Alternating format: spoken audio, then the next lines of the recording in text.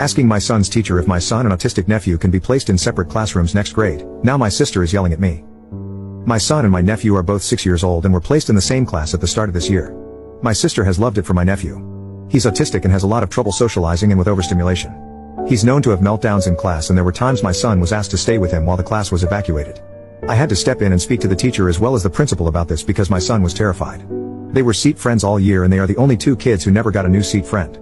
The teacher kept them together because she was worried my nephew would be bullied by other kids. But it was hard for my son. He's very shy and introverted, and sometimes my nephew getting upset would upset him. My son was also used to supply my nephew with pencils and other tools when my nephew would break them. My sister was so happy they were together.